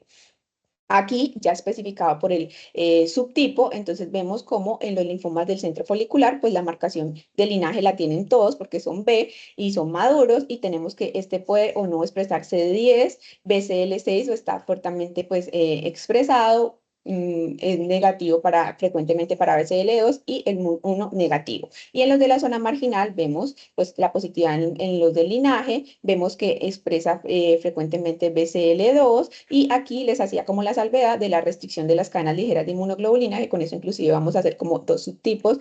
Y en cuanto al linfoma cutáneo primario de células B difusas tipo pierna, vemos que aparte que es BCL2 positivo, puede ser positivo o negativo para BCL6 y cuando lo es positivo es débil, pero tiene MUM1 positivo. Entonces, este esquema, como para resumir un poco, confirmar siempre el linaje, los marcadores de linaje, y ya según el patrón de expresión, pues vamos a irnos por uno de estos subtipos. Tener muy en cuenta que cuando hay marcación atípica en la inmunistoquímica, o CD5 positivo, CD23 o ciclina de 1 positivo, considerar también que sea un linfoma sistémico secundario a piel. Hablando de estudios moleculares y genéticos, tener en cuenta pues, el análisis de clonalidad de las inmunoglobulinas, también la detección de translocaciones específicas como la translocación 14-18, sobre todo en el linfoma cutáneo difuso de células B grande, la secuenciación de genes recurrentemente mutados, el MYD88, sobre todo en el tipo pierna, y también los estudios de reordenamiento del gen BCL2, que esto permite una confirmación diagnóstica también. El 85% tienen positividad en la clonalidad de las inmunoglobulinas en los linfomas B cutáneos confirmados, es decir, una proliferación clonal. Y el 65% de los tipo pierna tienen mutación MYD88 con mal pronóstico. Es importante conocer estos marcadores porque, aunque de pronto no en todos los centros estén disponibles, sí tienen implicaciones en el pronóstico del paciente y pues nuestro deber también es solicitarlos. En cuanto a la estadificación, siempre es muy importante la estadificación cutánea, ver si hay una lesión única, hay compromiso regional o una lesión generalizada no contigua. Igual esto todo ya les va a mostrar que está disponible para que lo consultemos. Si hay afectación ganglionar, cuántos ganglios, si hay confirmación histopatológica de esos ganglios, la diseminación visceral, si hay afectación extracutánea no ganglionar, afectación visceral que no está confirmada, y los estudios complementarios que les mencionaba anteriormente. Entonces, esto es muy importante porque esa estratificación nos va a influir en el pronóstico y la selección de la terapéutica para nuestro paciente. Entonces, recordemos que esta clasificación y todo este algoritmo de tratamiento en los linfomas cutáneos y en general para todos los cánceres lo encontramos disponible en las guías NCCN. Son guías que están totalmente gratuitas, solo tenemos que registrarnos y las podemos consultar. Entonces, ya hablando del tratamiento, hay que tener en cuenta que el tratamiento se basa en la clasificación histológica, la sanción de la enfermedad y los factores pronósticos pues, específicos de cada subtipo. En general, en los indolentes, T1, lesión única pequeña, radioterapia local o cirugía como primera línea. Los corticoides intralesionales también están descritos como terapia, sobre todo en lesiones pequeñas, únicas. T2, cuando ya hay lesiones múltiples, pero pues localizadas en una sola área. Radioterapia local, preferentemente sobre otras modalidades. Y en los T3, que ya son como generalizados, pero pues solamente en piel, rituximab endovenoso o intralesional según disponibilidad. En cuanto a los agresivos, pues en el linfoma cutáneo de células de tipo pierna, vemos que R-CHOP, rituximab y el esquema de poliquimioterapia sistémico más radioterapia local asociados. En el linfoma intravascular también está la terapia con R-CHOP y se debe hacer la profilaxis del sistema nervioso central, por lo que les decía que más del 50% tienen compromiso en el sistema nervioso central. Y en la úlcera mucocutánea asociada a virus de Epstein-Barr positivo, pues lo ideal es retirar primero la causa de la inmunosupresión y según pues el comportamiento de la persistencia ya se pasaría a los regímenes mencionados para agresivos. Entonces, como en resumen, tratamientos locales para indolentes, sistémicos para agresivos, rituximab, conducta expectante, quimioterapia según respuesta también puede ser como una opción de segunda línea y siempre seguir a nuestros pacientes porque recordemos que hay recidivas que son frecuentes y que también, aunque es poco frecuente, puede haber transformación. Esta tablita que les traíamos nos parece muy chévere porque básicamente aquí nos dividen indolentes. Entonces tenemos entre los indolentes enfermedad localizada T1, T2, radioterapia de baja dosis preferida o en algunos casos escisión quirúrgica, esteroides intralesionales, rituximab intralesional. Si es indolente pero es multifocal, la radioterapia o decisión quirúrgica asociada al rituximab intravenoso. Y vemos como en los agresivos, ya de T1, T3, pero subtipo agresivo, vemos que nos vamos con R-CHOP asociado a las bajas dosis de radioterapia o ensayos clínicos. Y pues que también en segunda línea hay otros esquemas de quimioterapia y algunas terapias pues nuevas quiméricas que se están en desarrollo. Entonces, traíamos estas imágenes para que ustedes las vean. Son casos de la doctora Ana Francisca. Este es un caso de una paciente con un linfoma cutáneo B centrofolicular que fue tratada con radioterapia con una muy buena respuesta. Por el contrario, otro paciente con un linfoma B centrofolicular, pero en este caso el tratamiento fue la excisión quirúrgica, entonces tenemos varias modalidades que debemos individualizar dependiendo de nuestro paciente. Recordemos que la radioterapia requiere varias visitas, requiere una remisión, entonces aquí tenemos otro, en este caso, que también el manejo fue la conducta quirúrgica y este caso en una paciente que se le dio inicialmente terapia con radioterapia, sin embargo, ante la no respuesta, se indicó manejo con rituximab con una excelente respuesta. Esta otra imagen para que ustedes vean y lo tengan en cuenta, esas lesiones en extremidades. Esto es un linfoma cutáneo de células B difuso tipo pierna, se ven lesiones infiltradas, entonces siempre tener en cuenta que en los fototipos altos las lesiones pueden cambiar, no verse tan violáceas o tan eritematosas. Tener en cuenta siempre también los efectos adversos y las toxicidades de las terapias que vamos a manejar, porque como dermatólogos generales, pues puede ser lo que nos llega a nosotros también en cuanto a la radioterapia, la radiodermitis, hipopigmentaciones, alopecia en cuero cabelludo, aunque hay riesgo de carcinogénesis es bajo, con la terapia con rituximab y con el esquema de quimioterapia, mielosupresión, neuropatía periférica, vigilarlo, preguntárselo al paciente, porque muchas veces él no lo puede estar asociando a la terapia, la cardiotoxicidad por la doxorubicina, reacciones infusionales por rituximab y el riesgo infeccioso. Y en cuanto a rituximab intralesional, lesiones locales leves, eritema transitorio, dolor en sitio de inyección y síndrome de liberación de citoquinas, que es infrecuente, pero que también se puede dar. Entonces, en cuanto al manejo de complicaciones, en las complicaciones y las situaciones especiales, siempre tener en cuenta la transformación histológica, sobre todo la progresión al linfoma difuso de células B grande, entre un 5 a un 10% en los pacientes con linfomas cutáneos B centrofoliculares, y esto va a cambiar totalmente el pronóstico, va a requerir restadificar y requiere pues obviamente un tratamiento ya agresivo. Las recidivas, como les he mencionado, son múltiples, son frecuentes en linfomas indolentes, pero no tienen un impacto en el pronóstico y pues el manejo se va a dar dependiendo de cómo lo encontramos en ese momento. Y en cuanto a la diseminación extracutánea, en los subtipos indolentes es infrecuente, menos del 5%, pero es más común en los subtipos agresivos, hasta un 45%, y esto va a requerir obviamente ahí que estudiemos el paciente con PET-CT, biopsia de médula ósea y demás. Entonces, algunos factores como para que nos queden generalmente de buen pronóstico: lesiones únicas, que estén en cabeza y cuello, que no tengan mutaciones en BCL2, BCL6, respuesta completa a radioterapia o ausencia de infiltrado inflamatorio denso. Y en cuanto a mal pronóstico, pues como vimos, los subtipos agresivos son más frecuentes en edades mayores, entonces edad mayor de 70 años, lesiones múltiples, que tengan mutaciones del MYT88 o expresión de MYC y BCL2 y elevación sérica del LDH. Entonces, ya para hablar un poco de seguimiento y monitoreo, recordemos pues que la evaluación inicial post-tratamiento, nosotros debemos estar haciéndole control clínico a sus pacientes cada 4 o 6 semanas por radioterapia o cada 2 ciclos durante la quimioterapia, con evaluación de respuesta, vigilar las toxicidades, preguntárselas al paciente y planificar un seguimiento.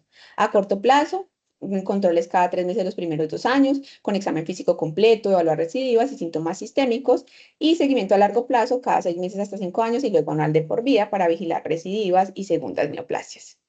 Esta gráfica que les traemos acá es para que ustedes vean cómo el pronóstico en estos pacientes que tienen linfomas de bajo grado, ¿sí? Aquí sobre todo centrofolicular, es muy bueno, por encima del 95% la supervivencia. No obstante, cae drásticamente al 50%, 40%, entre el 40 y 70% cuando estamos hablando del tipo pierna o subtipos agresivos. Entonces, muy importante estadificar muy bien a nuestros pacientes y hacer todos los estudios complementarios.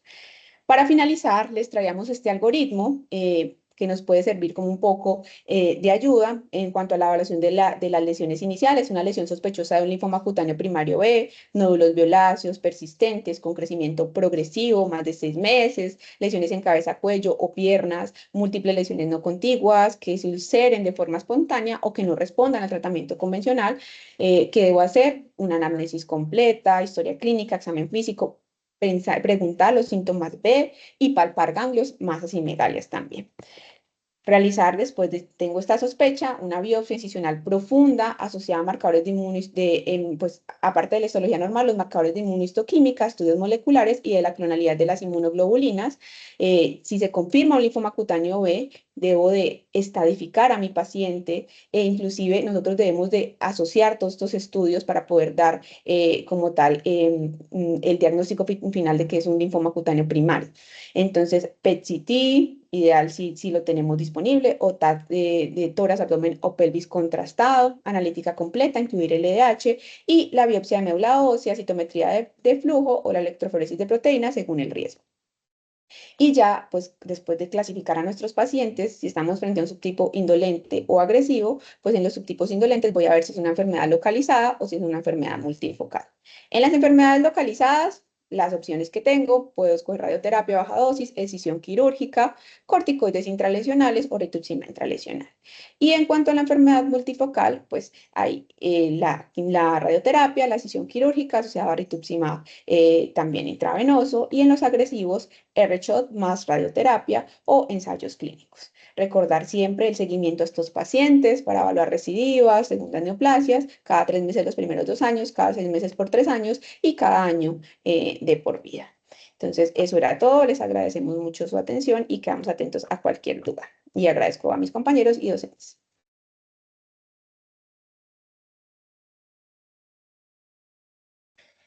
Doctora Ana María, felicitaciones, muy chévere. De verdad que este es un tema pues que a los dermatólogos generales pues no lo vemos el día a día. O sea, es muy importante hacer esta cantidad de recorderis de cómo es la clínica para que no se nos vaya a escapar. Es súper importante. Aprendí muchísimo. Me parece importante este algoritmo. Yo pienso que resume absolutamente todo lo que deberíamos saber de linfomas B cutáneos. Entonces, no sé si tienes de pronto un QR o algo que puedas, de pronto que puedas ponerlo en el chat para que la gente que esté interesada lo pueda bajar. Yo pienso que eso sería ideal porque esto es el resumen de toda tu conferencia que fue muy buena, de verdad que sí, felicitaciones.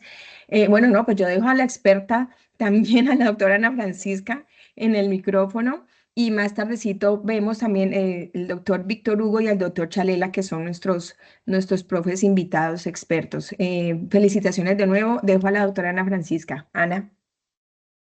Bueno, Ana María, qué linda conferencia. Es un tema que casi no tocamos, ¿no? Los linfomas B, porque no son tan frecuentes, pero también puede ser que se nos pasen algunos debido a que no pensamos en ellos, ¿no? Entonces, pues me parece que no tengo que adicionar nada porque estuvo muy completa y muy clara. La reflexión que yo daría, pues, para este público, que es un público muy diverso, es que miren la complejidad de la piel, ¿no?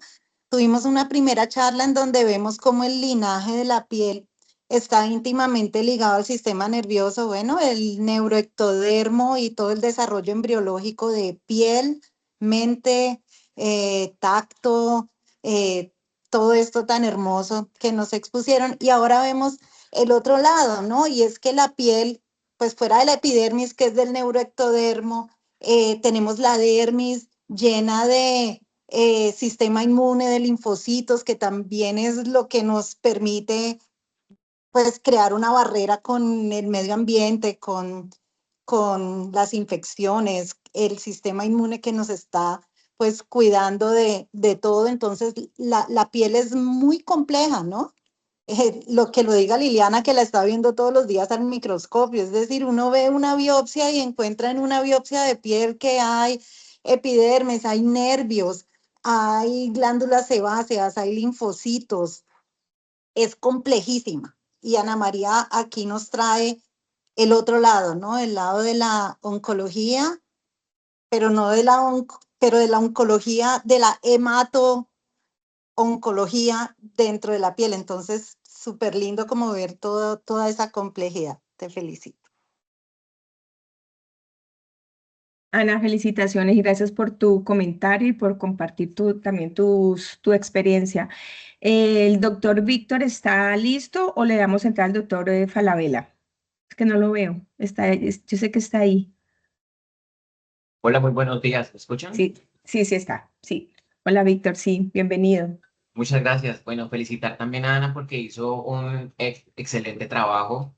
Para el dermatólogo siempre es muy complejo como entrar a enfocar y a evaluar lo que son los linfomas cutáneos. Incluso para nosotros como dermatólogos oncólogos no es un diagnóstico sencillo, conlleva muchas precisiones como mencionó Ana. Y de pronto eso es como digamos lo importante de esta charla, empezar a tenerlos más presentes en nuestro día a día y nuestra consulta. Como bien decía, hay algunas entidades que algunas veces se pueden llegar a simular con procesos tan frecuentes que vemos en el día a día como la rosácea y pueden ser linfomas B. Entonces, tener siempre presente como estos diagnósticos diferenciales y los pacientes no van mejorando en su tratamiento, no les dé como esa temor de esa necesidad de parar, de volverse, reanalizar, evaluar los casos, porque estas son entidades que si bien son infrecuentes, están entre nosotros. Lo otro que recalcó bastante Ana es que, contrario a los linfomas cutáneos, por ejemplo, las micosis fungoides cuando arrancan en sus etapas iniciales, así que uno puede ir haciendo tratamiento mientras va haciendo como el resto de los estudios. Con los linfomas B pasa un poquitico al contrario. Primero hay que tener la certeza de que es un primario cutáneo y no que vaya a ser un primario de forma sistémica que está haciendo como alguna afección a nivel de la piel. De resto, creo que todo está dicho y felicitarla porque volvió un tema muy complejo en una forma muy didáctica y muy útil pues para todo el público que está con nosotros esta mañana. Doctor Víctor, muchísimas gracias por su intervención y también por compartir sus experiencias. Y el doctor Falaje me paró. Doctor Falabella, aquí estamos.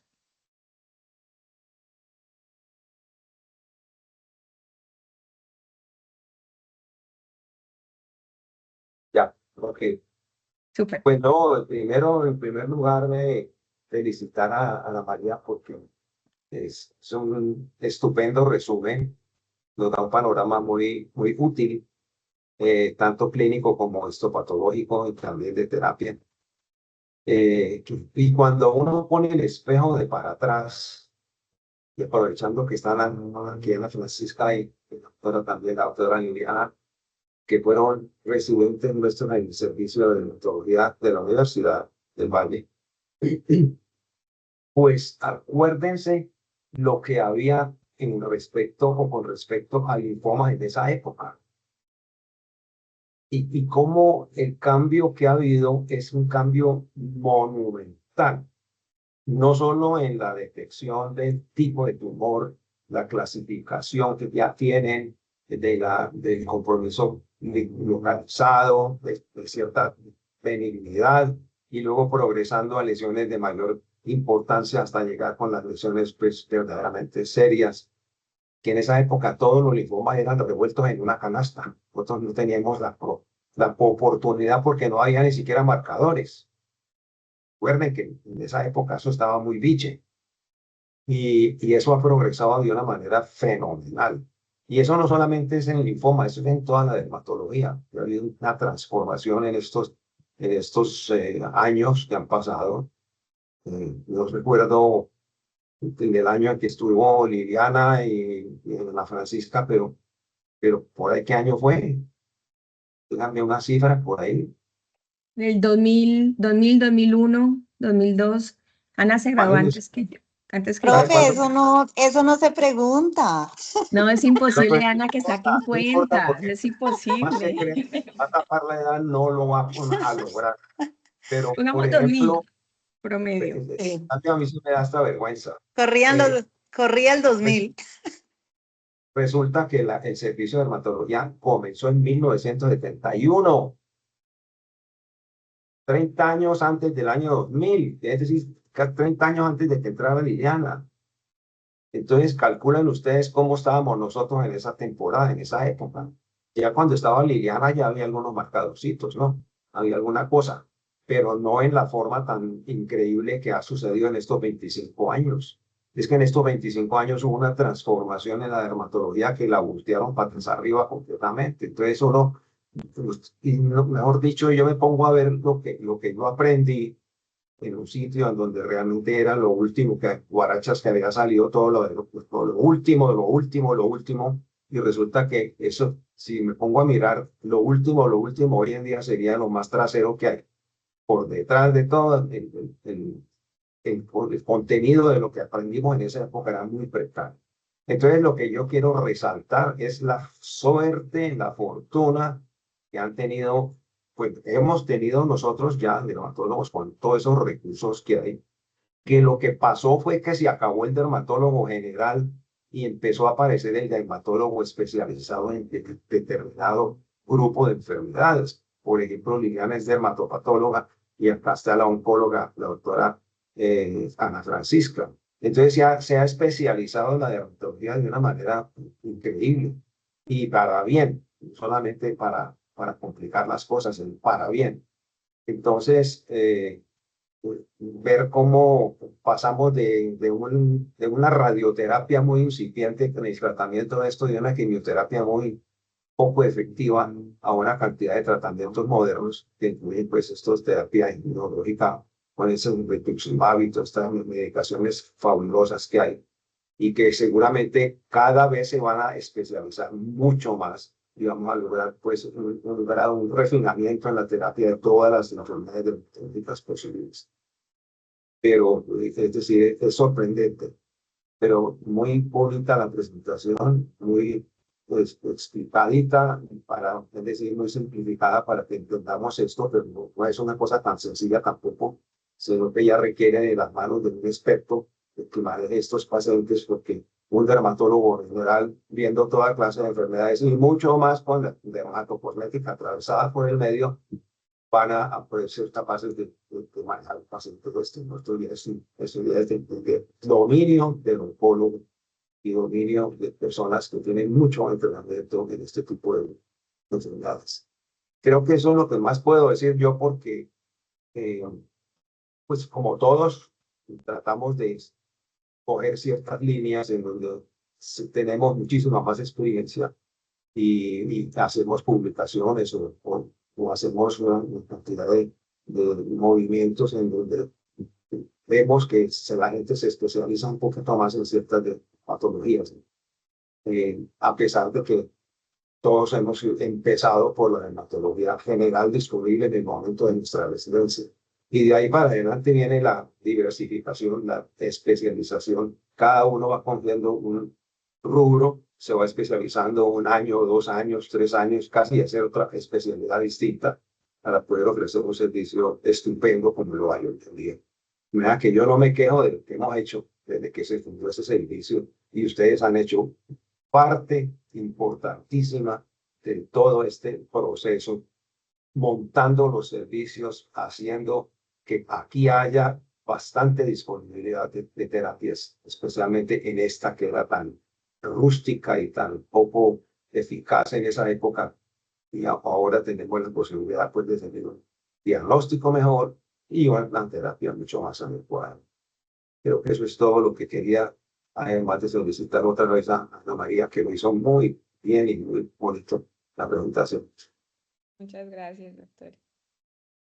Bueno, Ay, señor, bueno, doctora Ana María, no hay preguntas, creo que todo quedó muy claro, hay muchas felicitaciones, de verdad que sí, muy bonita la conferencia, muchísimas gracias a los profes que te acompañaron en esta conferencia, al doctor Falabella también por compartir sus experiencias. Bueno, yo pienso que vamos a dar cerrada, vamos a cerrar esta jornada porque no hay preguntas. Y bueno, también poner que hoy recorrimos 2 dimensiones distintas de la dermatología, pero también a la vez complementarias desde nuestra especialidad. La psicodermatología, que hoy nos recuerda que detrás de cada lesión hay una historia emocional, y los linfomas cutáneos B, que nos muestran la importancia de hacer un diagnóstico a tiempo y tener atención en el detalle, porque también se nos puede escapar porque es que se parece a muchísimas cosas. Ambos temas también nos invitan a hacer, pues a los que somos dermatólogos y a los pichones de dermatología, que son nuestros residentes, a ser más completos, a escuchar, a comprender para poder actuar a tiempo.